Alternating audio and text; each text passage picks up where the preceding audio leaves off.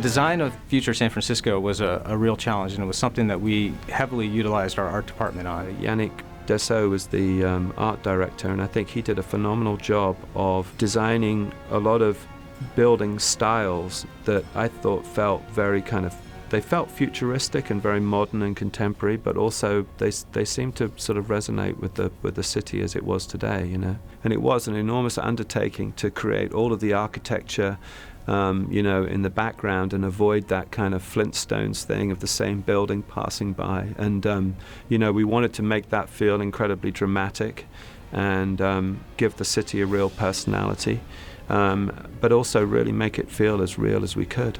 I didn't want to create a future San Francisco that felt almost too conceptual. And we'll shoot in a Los Angeles street and then try and turn it into a future version of itself. Because the city has gotten so large, you wouldn't really want to go down 80 stories in order to get out onto the street, go back into another building, and go up another 80 stories. So we thought we would have sky bridges that connect one building and one section of buildings to another.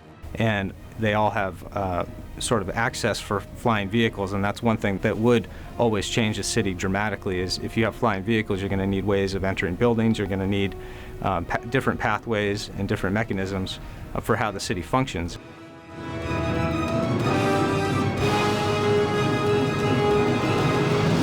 The flying through San Francisco stuff, where they're fighting on top of the barge and the garbage truck, essentially is full 3D, no cheating at all, modeled, textured, everything in that environment.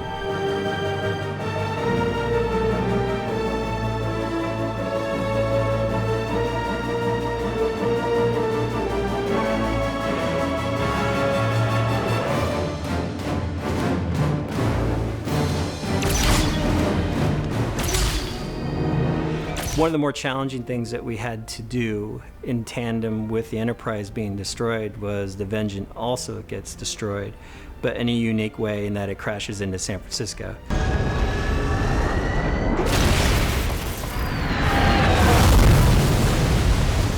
And when the dish crashes into the city, it had to do many types of shapes and bending and twisting, and there was a lot of really great simulation from our creature dev department of it actually bowing, and you can see the giant nacelle kind of like listing.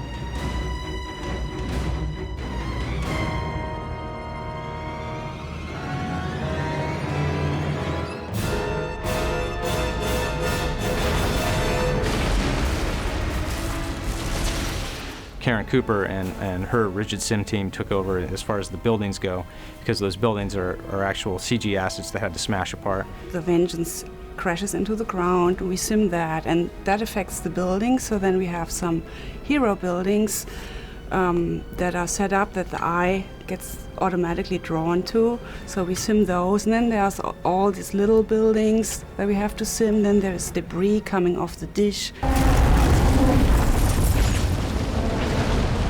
Flagship was a large sum of data. I think some of the files ended up being almost near 2 gigabytes, just the model alone, before we even got paint on it.